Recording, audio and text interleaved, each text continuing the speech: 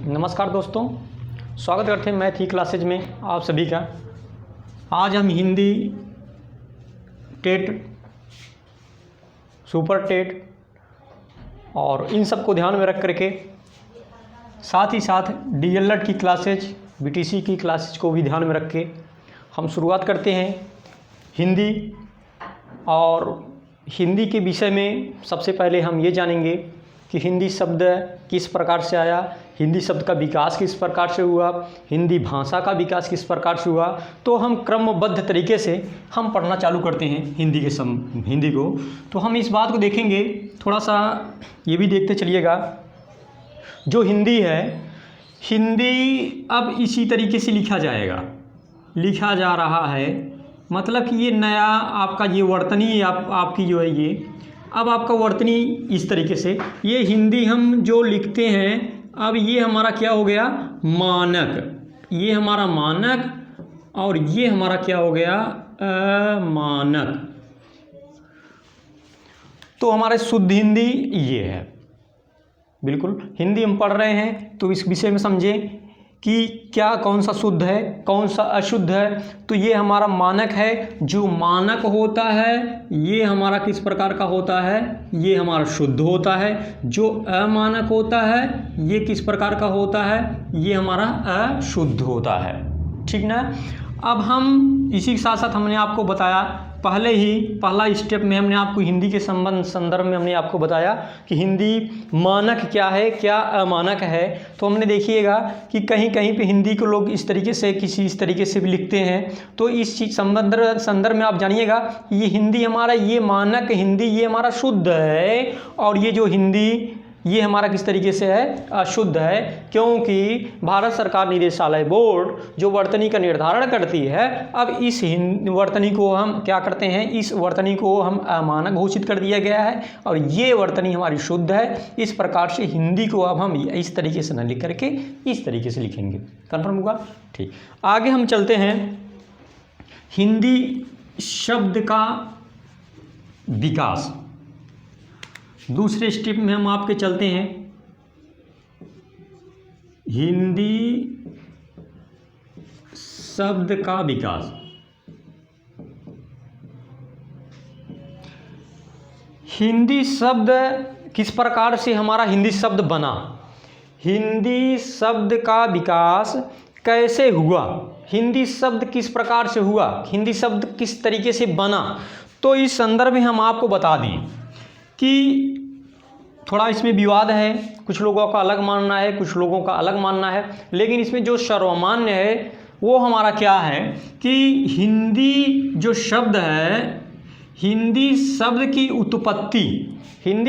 उत्पत्ति जो है किससे माना जाता है, सिंधु नदी से आपका माना जाता है। हिंदी शब्द की उत्पत्ति किससे माना जाता है, सिंधु नदी। हिंदी शब्द की उत्पत्ति हमारा सिंधु नदी से माना जाता है। इस बात को ध्यान रखिएगा, यहाँ थोड़ा सा एक चार्ट के माध्यम से आप समझिएगा। ये आपका उत्तर और नीचे आया हमारा क्या है, दक्षिण, ये हमारा पूरब और ये हमारा क्या है, पश्चिम। तो भारत में जितने भी आक्रांता आए, जितने भी आक्रमणकारी आए, उन लोगों को, उन आक्रमणकारियों को भारत में प्रवेश करने का एक ही मार्ग था।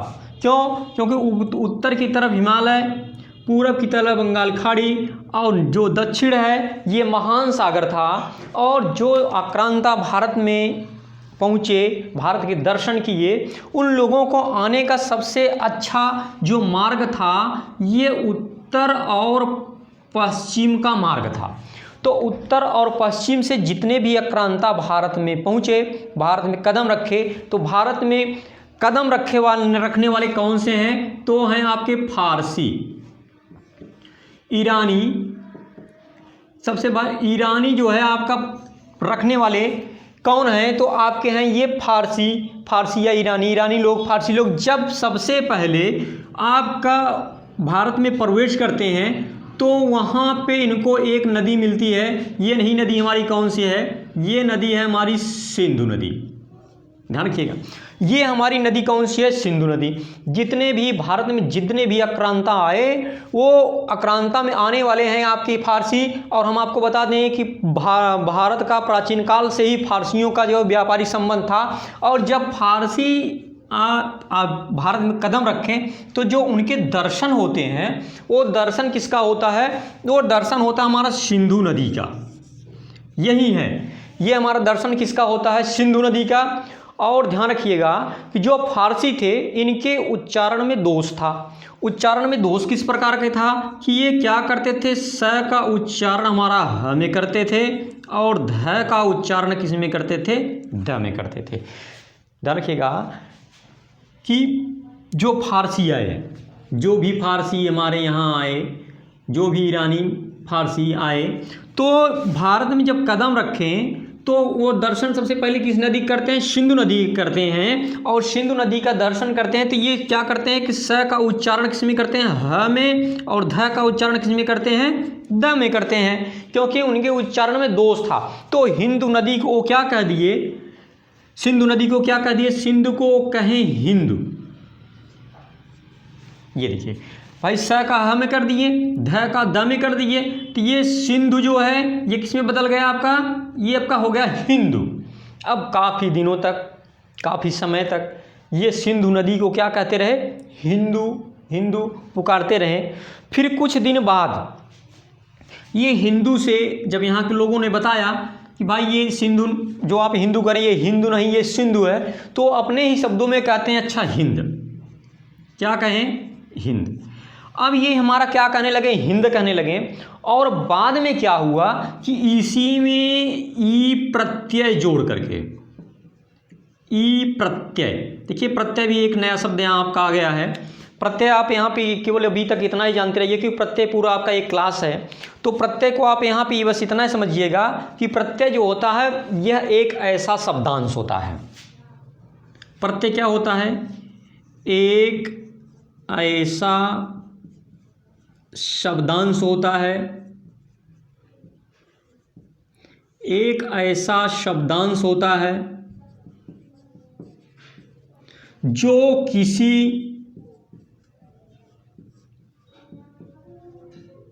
किसी सार्थक शब्द के अंत में, जो किसी सार्थक शब्द के अंत में जुड़ता है। तो बस आप यही जानिएगा, अभी तो आपको इसके बारे में पूरा पढ़ेंगे। तो क्या होता है कि एक ऐसा शब्दांश होता है, प्रत्यय से कहते हैं, एक ऐसा शब्दांश होता है जो किसी सार्थक शब्द के अंत में, किसी सार्थक शब्द के पीछे जुड़ करके उसके अर्थ को क्या कर देता है? बदल देता है। तो अब हिंदी में हमारा क्या? हिंद हिंद हिंद में हमारा ई प्रत्यय जुड़ा, और ई प्रत्यय जुड़ने के बाद अब ये हमारा जो हिंद हिंद और प्लस ई, तो इस तरीके से हमारा क्या बन गया? हिंदी। ये हमारा हिंदी को बनने में, हिंदी शब्द के विकास में इतना लंबा कार्यक्रम रहा कि ये पहले कौन सा था आपका? सिंधु था। सिंधु से हमारा क्या हुआ? हिंदू हुआ। हिंदू से हमारा क्या हुआ? हिंदू हुआ। और इसी में ई प्रत्यय जोड़ करके किसका विकास हुआ? हिंदी का विकास हुआ। अब आप जो से कभी भी जब आपसे ये पूछ लिया जाए कि बताइए हिंदी शब्द के विकास का क्या क्रम है, हिंदी शब्द का विकास का क्या क्रम है, कैसे हिंदी शब्द का विकास हुआ, तो आप बताइएगा कि सबसे पहले क्या था? सिंधु। सिंधु क्यों? सिंधु से हिंदू हुआ। हिंदू क्यों हुआ? क्योंकि ईरानी फारसी जो है स का उच्चारण ह में और ध का उच्चारण द में करते थे। इस प्रकार से उन्होंने सिंधु को क्या कहा? हिंदू कहा। सिंधु को क्या कहे? सिंधु को इन्होंने हिंदू कहा, हिंदू को हिंद कहा, और इसी हिंद में ई प्रत्यय जुड़ करके हमारा क्या बन गया? हिंदी बना। तो अर्थात हिंदी को बनने में यहाँ से आपके सिंधु नदी का से ही आपका सिंधु नदी से ही हिंदी शब्द की क्या हुई? उत्पत्ति हुई। तो अब यहाँ से हमने आपको ये भी बता दिया कि प्रत्यय जो होता है वो प्रत्यय क्या होता है? तो प्रत्यय एक ऐसा शब्दांश होता है, शब्दों का अंश होता है जो किसी सार्थक शब्द के अंत में जुड़ता है, सार्थक शब्द के अंत में जुड़ करके उसके अर्थ को रूपांतरित कर देता है, उसके अर्थ को बदल देता है, उसके अर्थ को परिवर्तित कर देता है। कन्फर्म होगा? अब आप ध्यान रखिएगा, अब हिंदी को जब कभी पूछ लिया जाए भाषा के संबंध में किस भाषा का शब्द है, तो देखिए ये किसका है, फारसी। फारसी लोग ही आए और फारसी लोगों ने ही सिंध को कहा हिंदू। फारसी लोग ने ही कहा, फारसियों ने ही तो कहा, सिंध को क्या कहा, हिंदू कहा। तो अब कभी अगर आपसे पूछ दे, कभी पूछ दे कि हिंदी किस भाषा का शब्द है, एक क्वेश्चन हम आपसे करते हैं, एक प्रश्न करते हैं कि हिंदी किस भाषा का शब्द है, हिंदी किस भाषा का शब्द है। एक क्वेश्चन बना दिए कि हिंदी किस भाषा का शब्द है, तो आप ध्यान रखिएगा हिंदी किस भाषा का शब्द है, तो हिंदी हमारा किस भाषा का शब्द है, फारसी भाषा का शब्द है। ये हमारा टेट में पूछा है, तो प्रश्न आपका सुपर टेट में, ये हमारा सुपर टीईटी में पूछा जा चुका प्रश्न है। तो इस तरीके से आप जानते रहिएगा हिंदी शब्द की उत्पत्ति सिंधु, हिंदू, हिंद और ई प्रत्यय जोड़ करके हिंदी शब्द का विकास हुआ। और हिंदी शब्द के विकास में हमने आपको बता दिया कि हिंदी किस भाषा का शब्द है, तो किस भाषा का शब्द है, फारसी भाषा का शब्द है। कुछ हम शब्द हैं जिनका अध्ययन कर लेते हैं कि कौन सा शब्द किस भाषा से है। चलिए दूसरा हम हिंदी शब्द की विकास, आगे हम देखते हैं तीसरे पॉइंट में कौन सा भाषा किस शब्द का है। तो जैसे हम देख लेते हैं आपका हिंदी,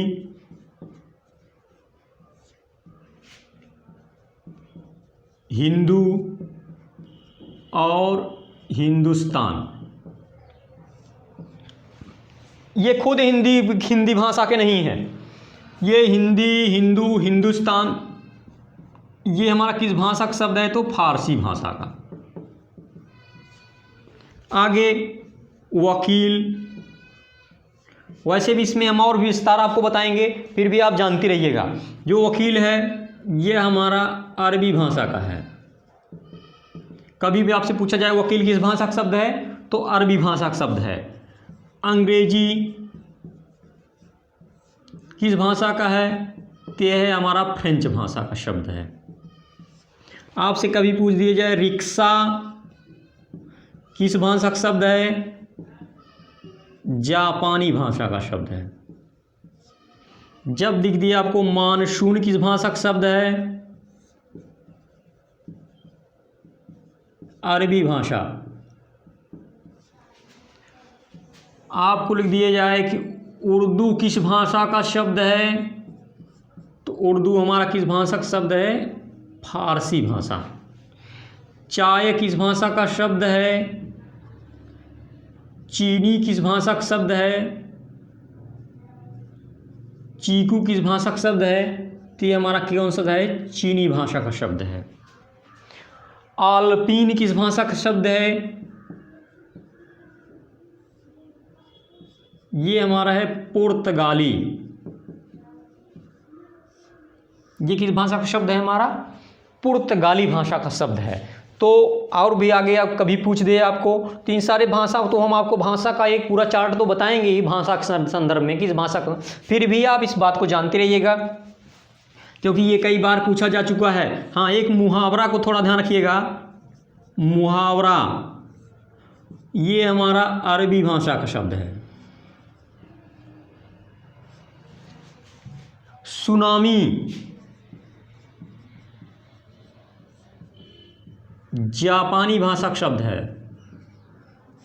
तो बहुत सारे शब्द हैं, तो इस तरीके से भाषा से आप जानते रहिएगा क्योंकि ये आपका सुपर टेट में पूछा जा चुका है।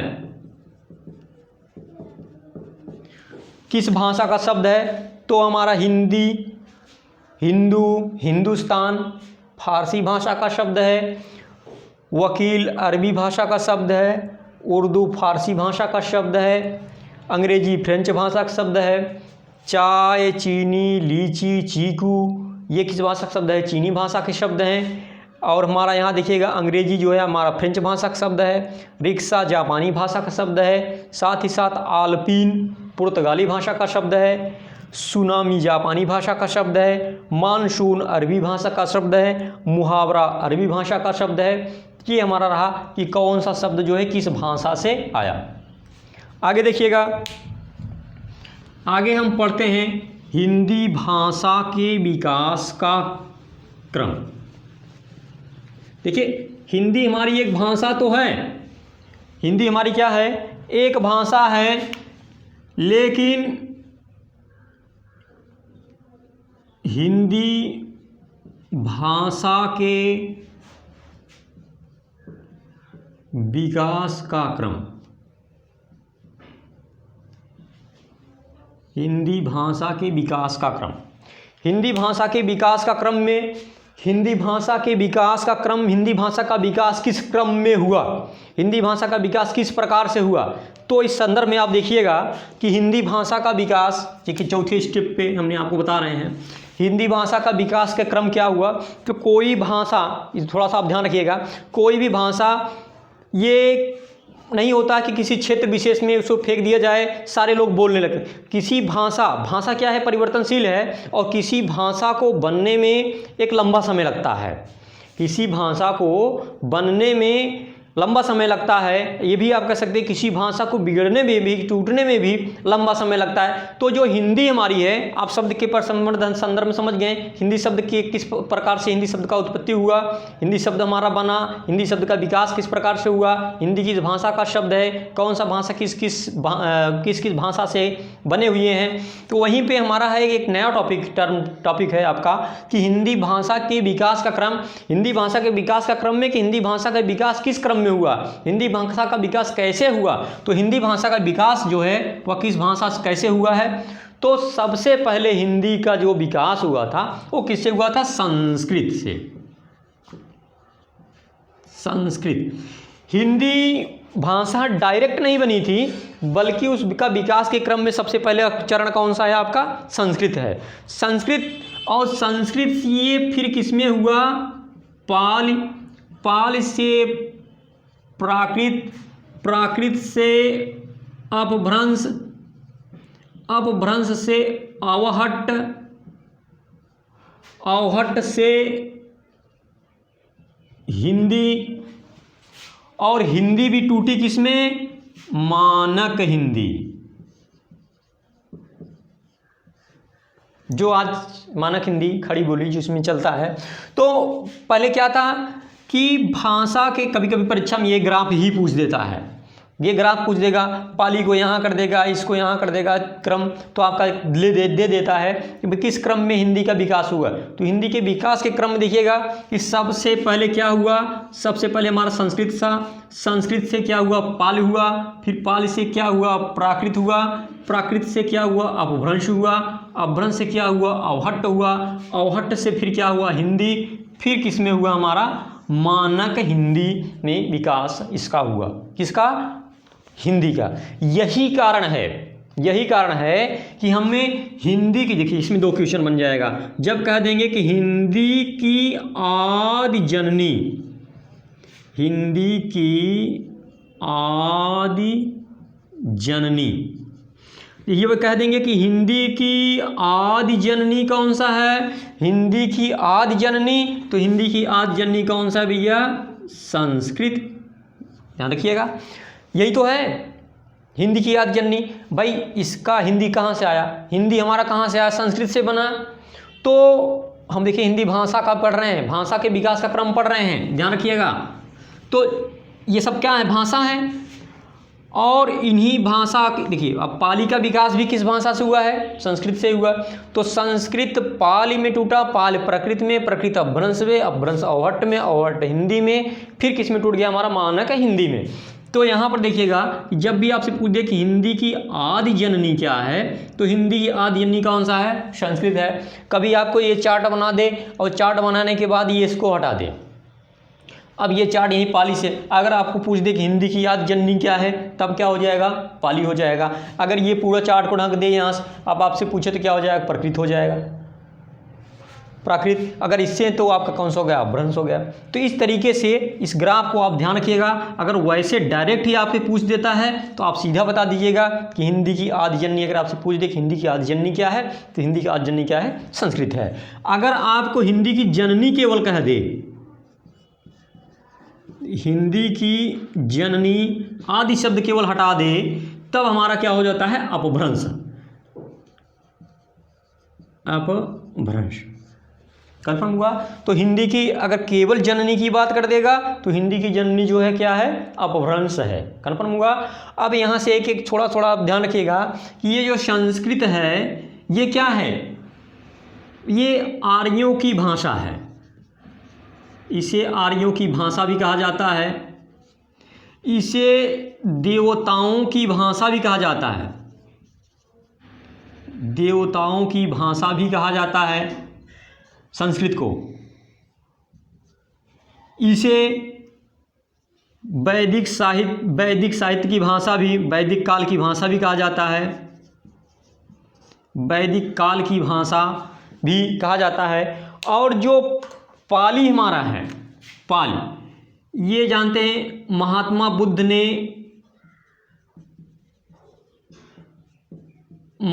बुद्ध ने अपने सारे उपदेश जो दिए थे वह किस भाषा में दिए थे, तो पाली भाषा में दिए थे। प्राकृत महावीर स्वामी ये अपने सारे उपदेश किस में दिए थे, तो प्राकृत भाषा में दिए थे। हाँ, अगर कभी क्वेश्चन आपसे ये पूछ दे कि इसमें से कभी पूछ दे कि देश की प्रथम भाषा कौन सी है, जैसे आप पूछ दे आपसे कि देश की प्रथम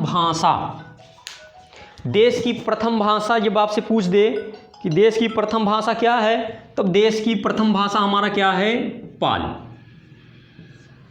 एक एक प्रश्न को आप अच्छे से ध्यान में रखिएगा। देश की प्रथम भाषा, तो देश की प्रथम भाषा हमारा क्या है, पाली है। एक ध्यान चीज यहाँ पे भी रखिएगा, कभी कभी ये पूछ देता है अपभ्रंश भाषा। अपभ्रंश क्या होता है, अपभ्रंश का होता है मतलब टूटना, टूट जाए, परिवर्तित, रूपांतरित।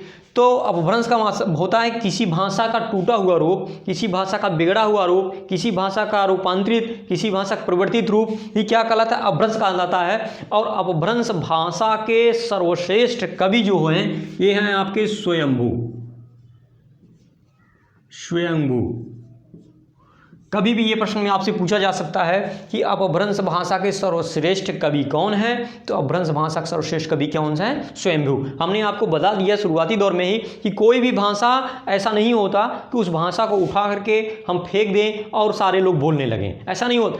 किसी भाषा को बनने में एक लंबा समय, लंबी प्रक्रिया लगती है। तो वहाँ पे आप ध्यान रखिएगा कि जो हिंदी भाषा है, हिंदी भाषा का जो विकास हुआ है, हिंदी भाषा का विकास किससे हुआ, संस्कृत से हुआ। संस्कृत था, फिर संस्कृत किस में टूटा, हमारा पाली में टूटा, फिर पाली किस में टूटा, हमारा प्राकृत में टूटा, फिर प्राकृत किस में टूटा, अपभ्रंश में टूटा, अपभ्रंश किस में टूटा, अवहट्ट में, अवहट्ट फिर हिंदी में, फिर मानक हिंदी में, ये हमारा टूटा। तो इस तरीके से आप चार्ट को अच्छे से याद करिएगा। अगर आपसे पूछ दे कि हिंदी की आदिजननी कौन सा है, तो हिंदी की आदिजननी कौन सा है, संस्कृत है। फिर अगर आपसे ये पूछिए कि देश की प्रथम भाषा कौन सी है, तो देश की प्रथम भाषा कौन सी है, पाली। ये देश की प्रथम भाषा नहीं, ये आर्यों की भाषा है, आर्यों की भाषा है। और मैक्स म्यूलर जैसे विद्वान ने आर्यों को आपको मध्य एशिया अर्थात जर्मनी का माना है, इनको आर्यों को। तो ये कैसा है, आर्यों की भाषा। इसे देवताओं की भाषा भी संस्कृत कहा जाता है। और जो वैदिक काल की भाषा भी किसी कहा जाता है, संस्कृत को कहा जाता है। अगर आप इस चार्ट के माध्यम से या वैसे भी आपसे कभी प्रश्न पूछ दे हिंदी की आदिजननी कौन सा है, तो हिंदी का आदिजननी कौन सा, संस्कृत है। और हिंदी की जब जननी की बात कर देगा तो वहाँ पर हमारा क्या हो जाएगा, अपभ्रंश हो जाएगा। और अपभ्रंश भाषा का सर्वश्रेष्ठ कवि कौन है, स्वयंभू हैं। और हमने बता दिया प्राकृत भाषा, प्राकृत क्या, तो प्राकृत महावीर जो स्वामी हैं अपने सारे उपदेश जो है किस भाषा में दिए हैं, तो आपका प्राकृत भाषा में। और महात्मा बुद्ध जो है अपने सारे उपदेश किस भाषा में दिए हैं, तो पाली भाषा में दिए हैं। कन्फर्म हुआ। आगे हम चलते हैं 5वें नंबर पर, देखते हैं हिंदी की क्या स्थिति है, हिंदी को किस रूप में देखा जाता है।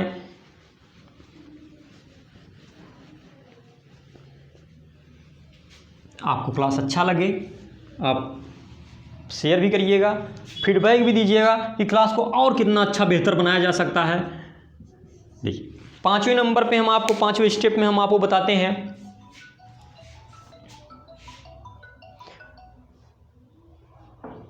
5वें क्रम में हम आपको देखते हैं जो ये हमारी हिंदी है, ये किस परिवार की भाषा है? हिंदी जो है ये हमारी, ये किस परिवार की भाषा है? ये क्वेश्चन इस यहाँ से 5वें नंबर से, इस टॉपिक से आपके जूनियर में भी एक प्रश्न यहाँ से आपसे पूछ लिया था। आपके बीटीसी या आपके डीएलएड में भी ये क्वेश्चन पूछा जा सकता है, हिंदी किस परिवार की भाषा है। तो आप ध्यान में रखिएगा कि जो हिंदी है हमारी, ये जो हिंदी है ये किस परिवार की भाषा है? तो ये हमारी भारोपी परिवार कि भारत में के 4 भाषा परिवार हैं। यहाँ पर थोड़ा ध्यान रखिएगा, भारत में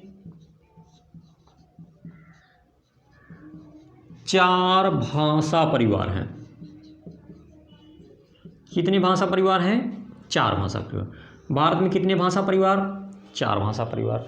भारत में कितने भाषा परिवार? 4 भाषा परिवार। तो पहला क्या है हमारा? भारोपी परिवार की भाषा, भारोपीय परिवार की भाषा। जो दूसरा है द्रविड़ परिवार की भाषा,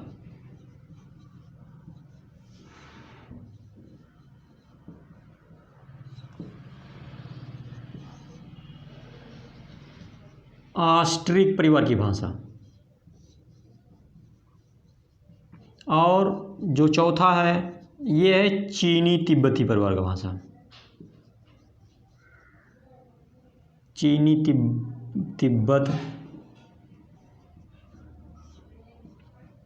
तिब्बत परिवार की भाषा। आपसे एक लाइन में कभी भी यहाँ से प्रश्न कर सकता है, प्रश्न पूछ सकता है कि बताइए हिंदी किस परिवार की भाषा है।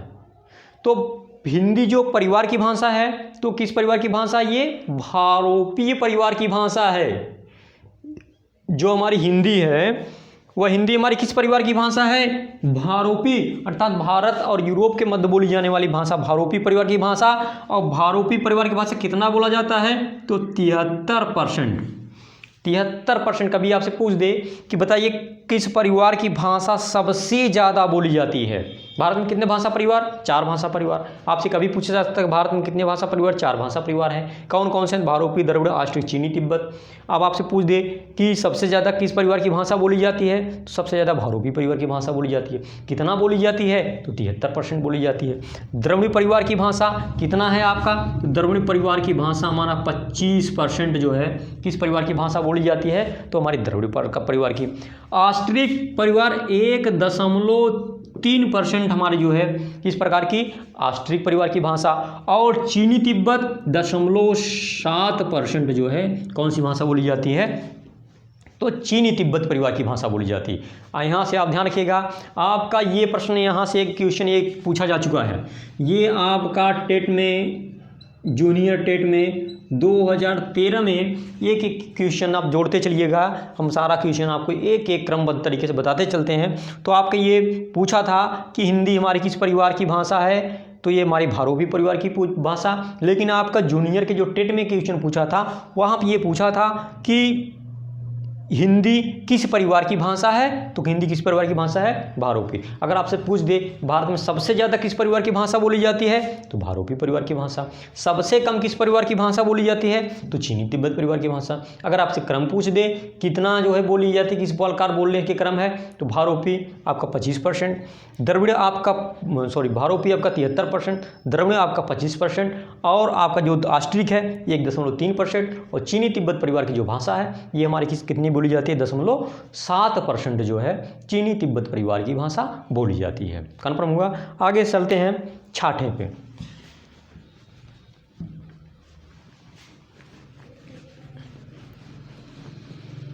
आप नोट्स भी बनाते चलिएगा, जहां आपको डाउट लगेगा कमेंट करिएगा और भी बताइएगा, फीडबैक दीजिएगा ताकि हम और बेहतर आपको कर सकें।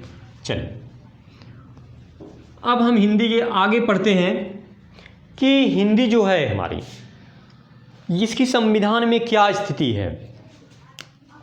जो हमारी हिंदी, इसके संविधान में क्या स्थिति है?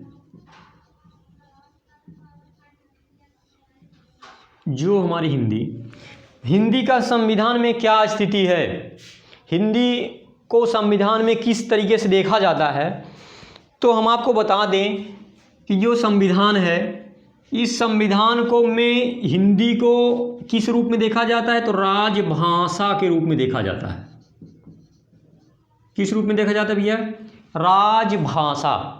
कभी भी आपसे ये प्रश्न पूछा जा सकता है कि हिंदी, आपसे क्वेश्चन ऐसे दे दे, अगर लिख दे कि हिंदी है, एक छोटा सा क्वेश्चन हम बना दिए, आपकी हिंदी है क्या? पहला है आपका राष्ट्रभाषा, दूसरा हम बना दें मातृभाषा, आगे तीसरा हम आपको बना दें संपर्क भाषा, इनमें से कोई नहीं। तो अब बताइएगा हिंदी है, हिंदी हमारी क्या है? हिंदी हमारी क्या है? तो हिंदी हमारी राष्ट्रभाषा है, या हमारी मातृभाषा है, या राजभाषा है, संपर्क भाषा है। चलिए एक और राष्ट्रभाषा छूट गया, संपर्क भाषा, राजभाषा, राजभाषा। अब देखिए क्यों, कौन सी भाषा किस प्रकार से है? हिंदी हमारी क्या है? राष्ट्रभाषा है, मातृभाषा है, संपर्क भाषा है, कि क्या है? राजभाषा है। तो इस तरीके से भी आपसे कभी क्वेश्चन पूछा जा सकता है। तो हिंदी हमारी किस प्रकार की है? तो किस प्रकार की है? राजभाषा। संविधान में इसे किस रूप से, कौन सा रूप दिया गया है? तो संविधान में इसे राजभाषा का रूप दिया गया है, संविधान में इसे राजभाषा का दर्जा दिया गया है। दोस्तों ध्यान रखिएगा, संविधान में इसको किस रूप में देखा गया है? तो संविधान में इसे राजभाषा के रूप में देखा गया है। अब हम बारी बारी से हम देखते हैं कि राजभाषा क्या है। संविधान में राजभाषा अगर माना गया है तो कहाँ माना गया है, कैसे माना गया है? तो आप ध्यान रखिएगा, ये भाग आपका है 17, भाग 17, और अनुसूची, जो अनुसूची है ये हमारी है 8वीं अनुसूची, और जो अनुच्छेद है ये हमारा अनुच्छेद 343 से लेकर के 351 तक, यहाँ हमारी जो है क्या है? हिंदी की स्थिति है। हिंदी को हमारे भारतीय संविधान में कब क्या स्थिति है? तो हमारे भारतीय संविधान में जो हिंदी है, हिंदी को हम किस रूप में रखते हैं? हिंदी को हम किस रूप में रखते हैं? राजभाषा के रूप में। संविधान में हिंदी की क्या स्थिति है? तो यह राजभाषा के रूप में विराजमान है। और ये किस में है? तो भारतीय संविधान के भाग 17 में है। कौन सी अनुसूची है? तो ये 8वीं अनुसूची है। और कौन सा अनुच्छेद है? तो अनुच्छेद 343 से लेकर के 351 तक हिंदी का जिक्र किया गया है। कन्फर्म होगा? तो आपसे कभी कभी ये पूछ दे कि आप बताइए राजभाषा क्या है? क्या है राजभाषा, किसे कहा जाता है? तो वह भाषा जो देश के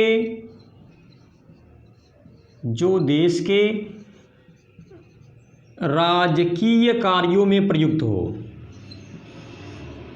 राजकीय कार्यों में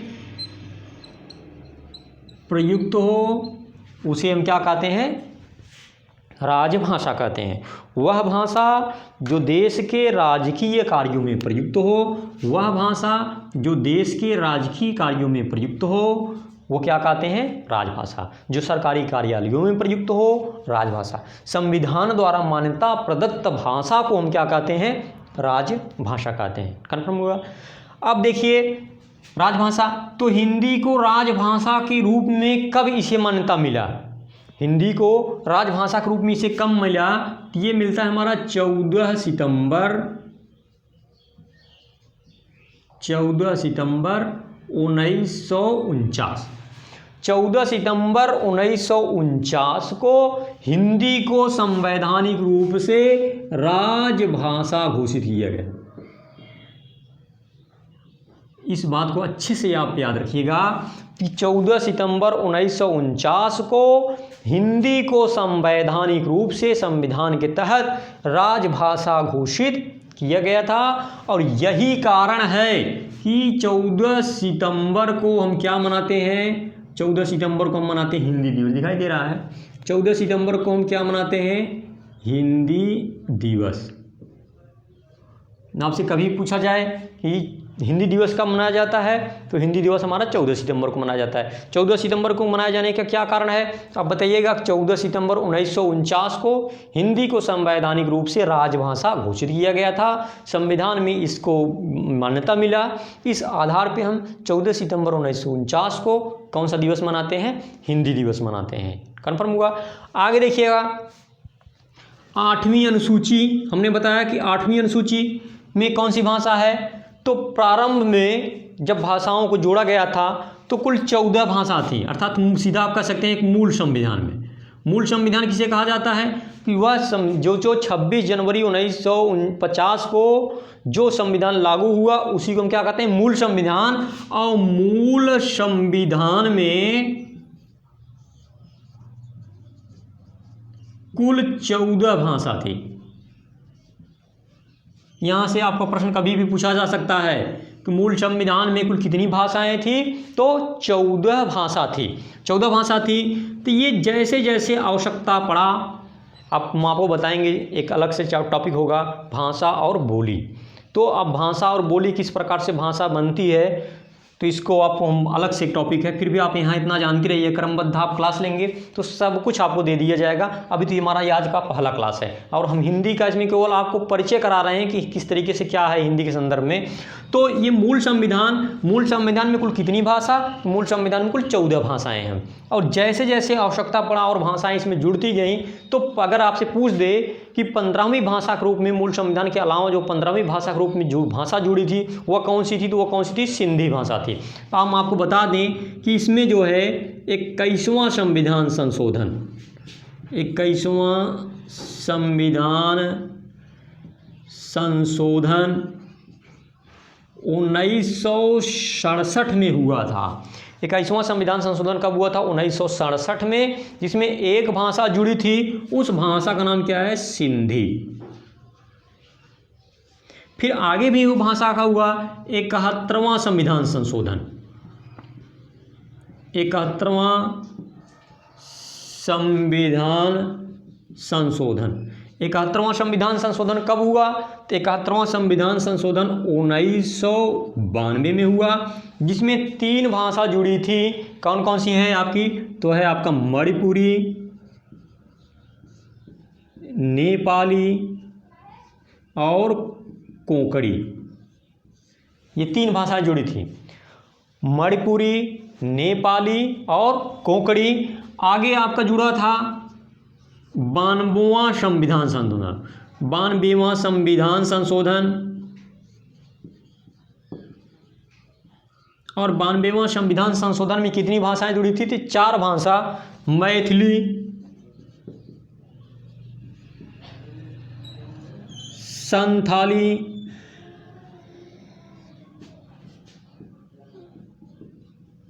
डोगरी और बोडो।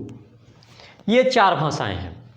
आप भी ध्यान रखिएगा, जब से अब भी आपसे पूछा जाए, एक बार हम फिर कर लेते हैं बैक, देखते हैं कि हमने बताया कि हिंदी में क्या हिंदी की क्या स्थिति है संविधान में। क्या हिंदी को संविधान में कोई मान्यता प्राप्त हुआ है? तो हिंदी का मान्यता प्राप्त हुआ है। हिंदी का संविधान में मान्यता किस रूप में रखा गया है? राजभाषा के रूप में रखा गया है। हमने बताया राजभाषा क्या है? तो वह भाषा जो देश के राजकीय कार्यों में प्रयुक्त होता है वह राजभाषा कहलाता है। संविधान द्वारा मान्यता प्रदत्त भाषा को हम क्या कहते हैं? राजभाषा कहते हैं। राजभाषा को कब मान्यता मिला था? तो राजभाषा को 14 सितंबर 1949 को राजभाषा स्वीकृत किया गया था, स्वीकार किया गया, मान्यता मिला। यही कारण है कि 14 सितंबर को हम कौन सा दिवस मनाते हैं? हिंदी दिवस मनाते हैं। और आगे मैंने बताया कि ये संविधान में कहाँ कहाँ कैसी कैसी स्थिति है। ये भाग 17 आपका क्या है? तो भाग 17 आपका क्या है? राजभाषा संबंधित है।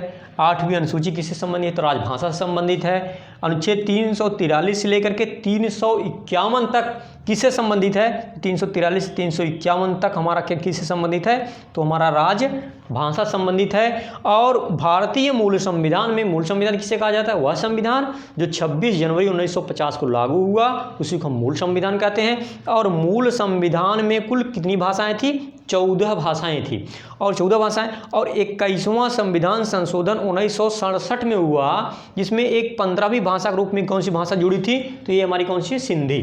फिर 71वां संविधान संशोधन 1992 में हुआ, जिसमें कौन सी भाषा जुड़ी थी, 3 भाषा, मणिपुरी, नेपाली और कोंकणी। मणिपुर, नेपाली, कोंकणी, तो ये भाषा कौन सा हो गया आपका, 3 भाषा। तो यहाँ पे आप 15 और 16, 17, 18, 15 3 आपका 18 और 18 4 कितना हो गया, 22। आपका 92वां संविधान संशोधन आपका 2003 में हुआ था, 2003 में, और उसमें 4 भाषा, मैथिली, संथाली, डोगरी और बोडो, 4 भाषा जुड़ी।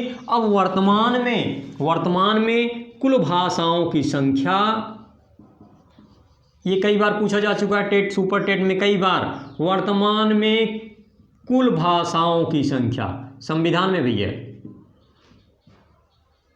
संविधान में कुल भाषा कितनी है आपकी, 22 भाषाएं हैं जिन्हें मान्यता संविधान में दिया गया है। कंफर्म हुआ। उन 22 भाषाओं में अंग्रेजी आपकी सम्मिलित नहीं है, ध्यान रखिएगा। कभी अगर एक भाषाओं में आपका अंग्रेजी पूछ दे कि 22 मान्यता प्राप्त भाषाओं में क्या अंग्रेजी भी सम्मिलित है, तो 22 मान्यता प्राप्त भाषाओं में अंग्रेजी आपका सम्मिलित नहीं है। कंफर्म हुआ। आगे चलते हैं अगले शब्द में। जो अगला शब्द है आपका, तो हिंदी क्या है, राजभाषा है, राष्ट्रभाषा है, मातृभाषा है, संपर्क भाषा है। तो क्या है हिंदी हमारी, तो हिंदी हमारी क्या है, हिंदी हमारी राजभाषा है। राजभाषा वह भाषा जो देश के राजकीय कार्यों में प्रयुक्त होती है, हमारी राजभाषा कहलाती है। आगे हम चलते हैं, क्या है हमारा अनुच्छेद में कहाँ क्या है, तो आप अनुच्छेद 343 से लेकर के 351 तक राजभाषा का जिक्र है। आपसे कभी पूछा जाए राजभाषा क्या है, आप राजभाषा बता दीजिए। राजभाषा क्या, ऑफिशियल लैंग्वेज, राजभाषा राजकीय कार्यों में। तो अनुच्छेद 343 आपका जो है, जो वेरी वेरी मोस्ट इम्पॉर्टेंट है, आपका जो आपका डीएलएड के लिए, बीटीसी के लिए जो इम्पोर्टेंट है, उन पे जिक्र किया जा रहा है। तो अनुच्छेद 343 क्या है, तो अनुच्छेद 343 है, इसी में कहा गया है, इसी 43 में ही कहा गया है कि भारत की राजभाषा हिंदी। ये जो राजभाषा घोषित किया गया इस 343 में, इस बात को कहा भी गया कि हिंदी की राजभाषा, भारत की राजभाषा हिंदी, भारत की राजभाषा हिंदी, और उसकी लिपि क्या होगा, देवनागरी।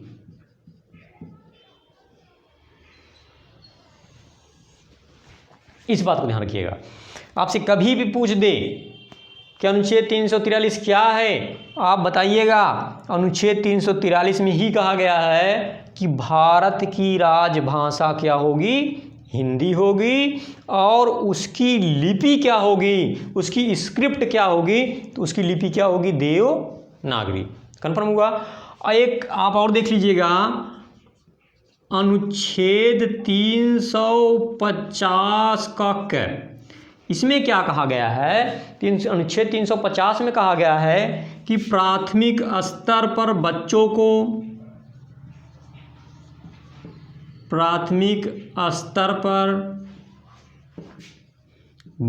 को उनकी मातृभाषा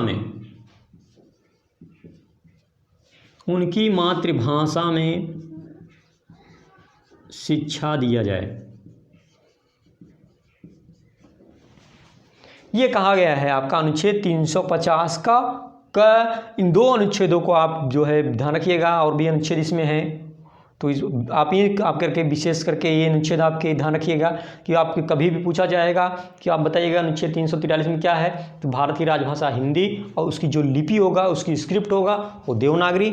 और आगे भी कहा गया अनुच्छेद 350 है, एक प्राथमिक स्तर पर बच्चों को उनकी मातृभाषा में शिक्षा दी जाए। जो छोटे बालक हैं वो यही होता है खासकर कि बच्चे जो है समायोजन नहीं कर पाते हैं विद्यालय में। जो छोटे बच्चे होते हैं प्राथमिक स्तर पर उनको भेजा जाता है प्राथमिक विद्यालयों में, तो क्या होते हैं बच्चा हिंदी भाषी उसे अंग्रेजी भाषा विद्यालय में थोप दिया जाता है, बच्चा अंग्रेजी भाषी उसे हिंदी भाषी विद्यालय में थोप दिया जाता है या अन्य भाषाओं में उसे भेज दिया जाता है। तो वह क्या करता है वो अपने आप को समायोजन नहीं कर पाता है। ये अनुच्छेद में इसी है कि प्राथमिक स्तर पर बच्चों को उनकी मातृभाषा में शिक्षा दिया जाए, जिससे क्या प्राथमिक स्तर की शिक्षा उनकी मातृभाषा में हो, जैसे बच्चे का सर्वाधिक अब बच्चा जल्दी सीख ले। ये अब आगे देखिएगा, आगे क्या है हिंदी की क्या स्थिति। अच्छा चलिए, जब मैं यहाँ जिक्र किए हैं तो आपको राष्ट्रभाषा और मातृभाषा भी हम आपको बताते चलते हैं। तो मातृभाषा,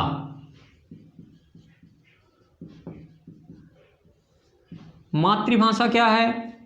मातृ जैसे देख ही रहे हैं, मातृ का मतलब होता है माँ, भाषा अर्थात माँ की भाषा, माँ की भाषा मतलब कि परिवार की भाषा। किसकी भाषा? परिवार की भाषा। परिवार की भाषा, परिवार की भाषा वह भाषा जो बच्चा अपने परिवार से सीखता है। अब परिवार कहेंगे तो परिवार में क्या हो जाएंगे? परिवार में भाई बहन, चाचा चाची, दादा नानी, दादा दादी, माता पिता, बुआ, परिवार में बहुत सारे सदस्य आ जाते हैं। तो वह भाषा जो बच्चा अपने परिवार से सीखता है, परिवार की भाषा, वह भाषा जो बच्चा अपने परिवार से सीखता है वह क्या कहलाता है? मातृभाषा कहलाता है। और मातृभाषा का भी अपना बहुत महत्व है। यही तो कहा गया अनुच्छेद 350 का कि बच्चों को प्राथमिक स्तर की शिक्षा उनकी किस में देनी चाहिए? मातृभाषा में। जस्ट मैंने आपको बताया, और यही कारण है कि इसे मातृभाषा दिवस भी मनाया जाता है आपका 21 फरवरी को अंतर्राष्ट्रीय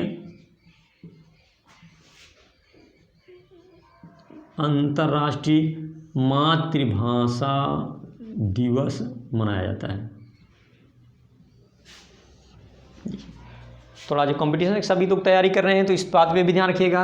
अभी जो हाल ही में समीक्षा अधिकारी का पेपर आपका हुआ था उसमें ये प्रश्न पूछ लिया था कि अंतर्राष्ट्रीय मातृभाषा दिवस कब मनाया जाता है।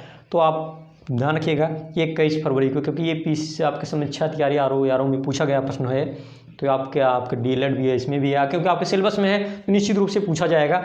तो आप ध्यान रखिएगा कि आपका टेट भी ध्यान रखिएगा। जो टेट और सुपर टेट की तैयारी करें वो लोग भी इस बात को ध्यान रखेंगे कि यहाँ से भी आपका प्रश्न पूछा जा सकता है कि आपका हिंदी दिवस कब मनाया जाता है, अंतर्राष्ट्रीय मातृभाषा दिवस कब मनाया जाता है, विश्व हिंदी दिवस कब मनाया जाता है। तो इन सारे दिवस पे भी आप ध्यान रखते रहिएगा। तो 21 फरवरी को अंतर्राष्ट्रीय मातृभाषा दिवस मनाया जाता है। मातृभाषा का जिक्र कहाँ पे है? तो अनुच्छेद 350 के क में है। एक लाइन में कहा गया कि प्राथमिक स्तर की शिक्षा उनकी किस में देनी चाहिए? मातृभाषा में दी चाहिए। आगे देखिएगा, राष्ट्रभाषा। राष्ट्रभाषा क्या है?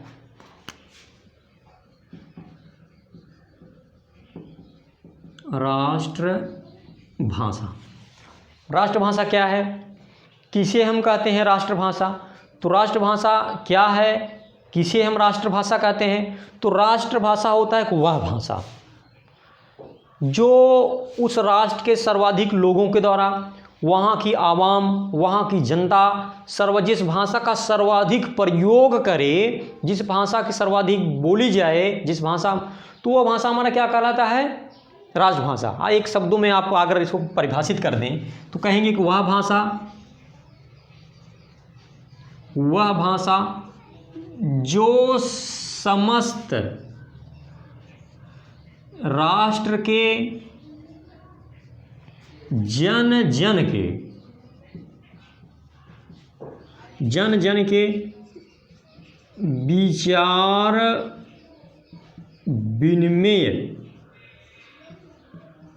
विचार विनिमय का माध्यम हो, वही हमारा क्या कहलाता है? राष्ट्रभाषा।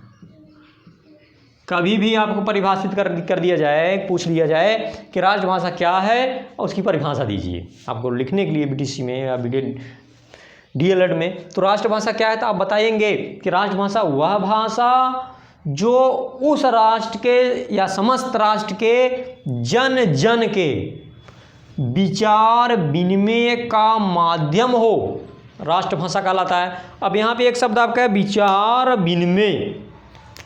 विचार विनिमय क्या है? विचार विनिमय का मतलब होता है कि विचारों का आदान प्रदान, विचारों का लेन देन, एक तरीके से आदान प्रदान। तो वहाँ की आवाम, वहाँ की जनता, वहाँ के नागरिक जिस भाषा में विचार विनिमय करते हैं ज़्यादा से ज़्यादा, वही भाषा हमारी क्या कहलाती है? राष्ट्रभाषा कहलाती है। और भारत की, यहाँ नोट करके आप थोड़ा सा जान के रहिएगा, नोट करके कि भारत की कोई राष्ट्रभाषा नहीं है। भारत की कोई राष्ट्रभाषा नहीं है। एक शब्दों में आप ध्यान रखिएगा कि भारत की कोई राष्ट्रभाषा नहीं है। हमने आपको बताया जो हमारी हिंदी है, अब भारत की कोई राष्ट्रभाषा नहीं है, अर्थात ये मत कहिएगा कि हिंदी जो हमारी है वो राष्ट्रभाषा है। नहीं, हिंदी हमारी राष्ट्रभाषा नहीं है। क्यों नहीं है? क्योंकि संविधान में हिंदी को कहीं पर भी राष्ट्रभाषा के रूप में स्वीकार नहीं किया गया। हम आपको ये भी बता दें, जब संविधान सभा में राजभाषा को स्वीकार किया जा रहा था तब भी जानते हैं बहुत सारी विसंगतियां थी। जैसे गोपाल स्वामी अयंगर जो हिंदी भाषा के, हिंदी भाषा के बहुत बड़े समर्थक थे, उनका एक स्टेटमेंट था। उन्होंने कहा कि कश्मीर से कन्याकुमारी तक हिंदी ही एक ऐसी भाषा है जो संपूर्ण राष्ट्र को एक सूत्र में पिरोती है।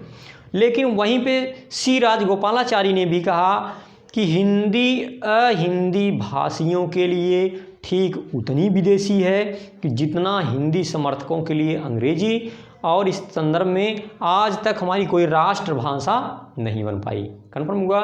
तो हिंदी भारत की कोई राष्ट्रभाषा नहीं है। आपसे अगर कोई पूछ दे कि भारत की राष्ट्रभाषा क्या है तो सीधा बताइए कोई राष्ट्रभाषा नहीं है। हाँ, एक राजभाषा को हम राष्ट्रभाषा के रूप में मान लेते हैं, लेकिन अगर आपका लिखित रूप से हो जाए, आपकी परीक्षा की दृष्टि से हो जाए, व्यवहारिक दृष्टि से हम मान लेते हैं चलिए हमारी राष्ट्रभाषा हिंदी है, लेकिन इस परिभाषा के अनुसार हम कह देंगे कि हमारी एक राष्ट्रभाषा हिंदी है, क्योंकि ये परिभाषा कहता है कि उस राज्य के सर्वाधिक लोगों के द्वारा जिसमें विचार विनिमय हो। अगर हम जनगणना को देख लें तो जनगणना 2011 के अनुसार हमारे देश में लगभग 43% लोग हिंदी बोलते हैं, लगभग आधे लोग हिंदी बोलते हैं। इस आधार पे ये जो परिभाषा कहता है, इस परिभाषा के आधार पर हमारे देश की एक राष्ट्रभाषा होनी चाहिए हिंदी हमारी राष्ट्रभाषा है। कैसे? इस परिभाषा के एक अनुसार। लेकिन फिर भी भारत की आज तक हिंदी जो है राष्ट्रभाषा नहीं बन पाई है।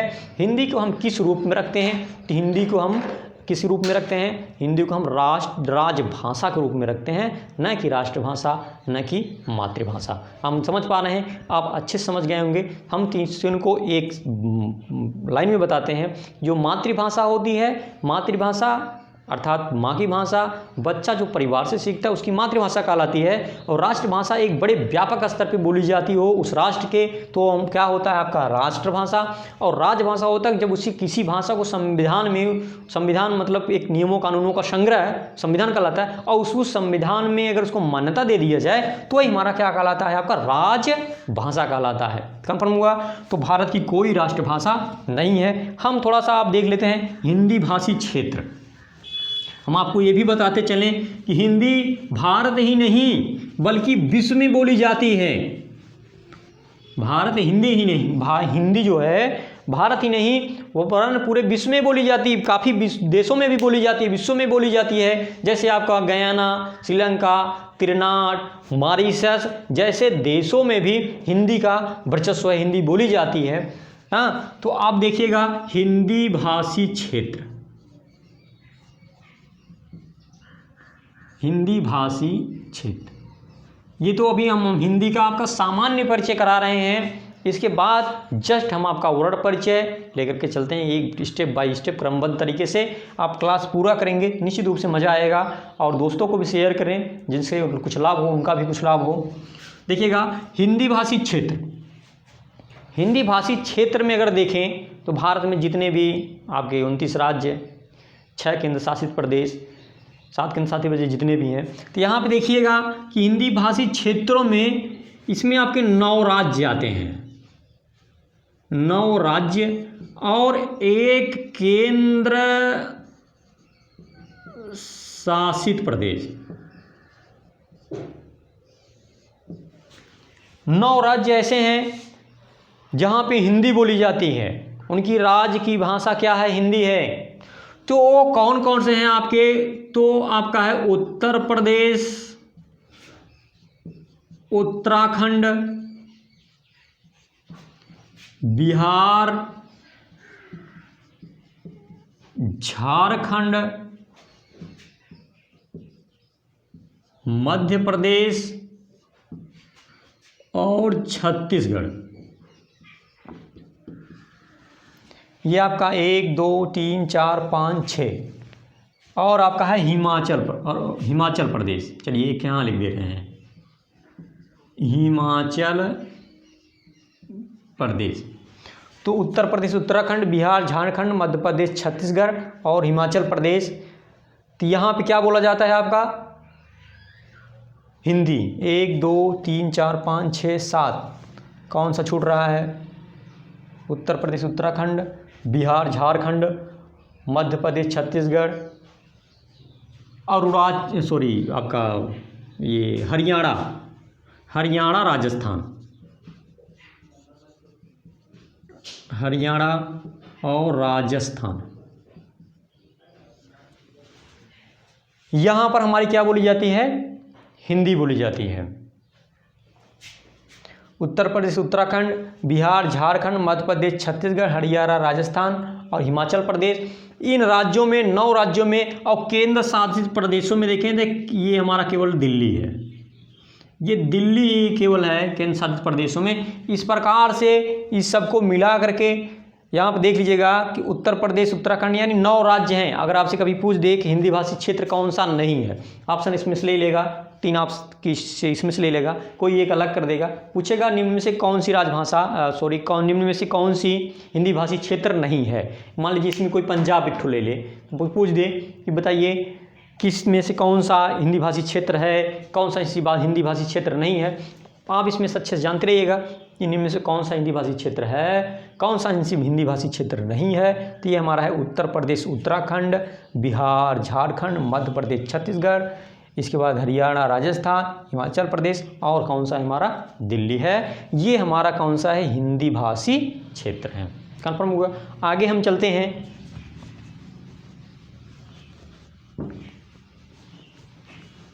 आगे देखते हैं कि हिंदी भाषा जो है इसकी क्या है, कि इसकी लिपि क्या है, ये कैसे लिखी जाती है, इसकी लिपि। तो हिंदी भाषा की लिपि, हिंदी भाषा की लिपि, हिंदी भाषा की लिपि। हिंदी भाषा की लिपि क्या है? तो आप ध्यान रखिएगा, हिंदी भाषा की जो लिपि है वह कौन सा भी है? देवनागरी।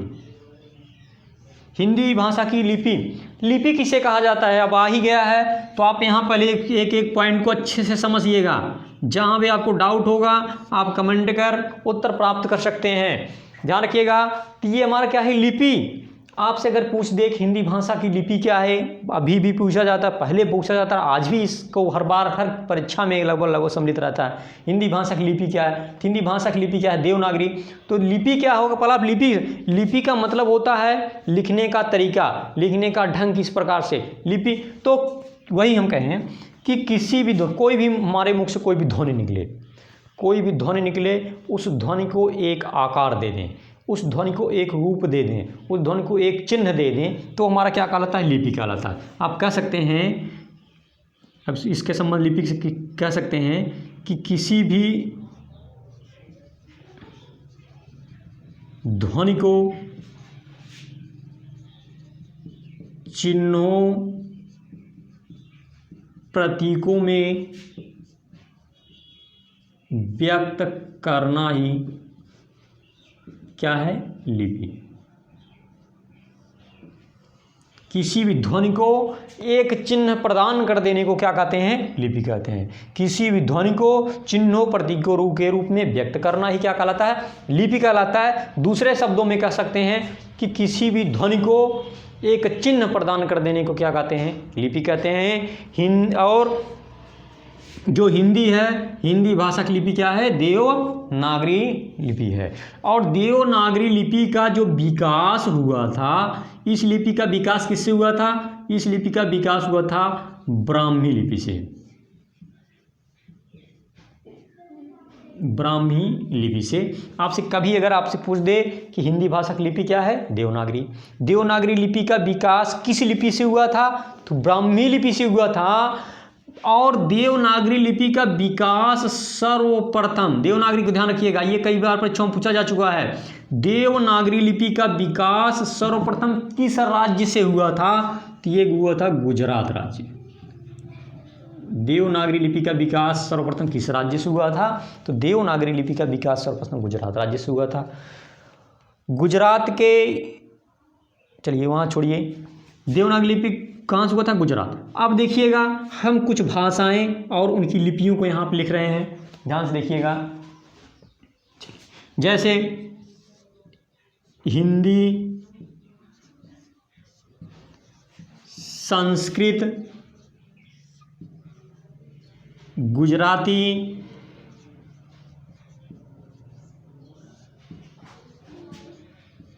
मराठी, नेपाली और कोंकणी, इन सब की लिपि क्या है? देवनागरी। देवनागरी।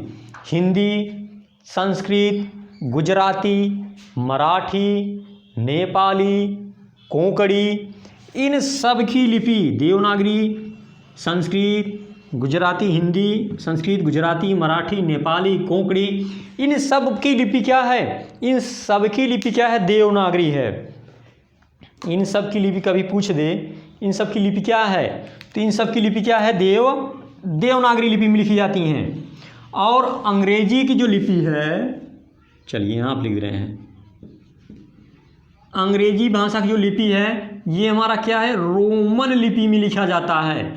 और जो पंजाबी भाषा है, ये किस में है? तो ये हमारा है गुरुमुखी लिपि। इस लिपि का जो विकास किए थे, ये सिख धर्म के दूसरे गुरु, जिनका नाम था गुरु अंगद। गुरु अंगद ने ही गुरुमुखी लिपि का विकास किया था। आगे भी देखिएगा, मलयालम की भाषा की लिपि क्या है? तो इसकी मलयालम लिपि है।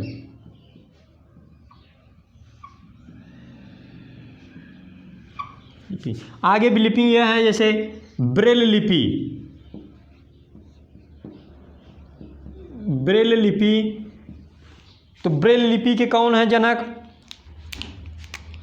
लुईस ब्रेल हैं। ये इसमें थोड़ा सा जानिएगा इसको, ये वेरी वेरी मोस्ट इम्पॉर्टेंट है। इसके जनक लुईस ब्रेल हैं। ये अंधे बालकों के पढ़ने के लिए है।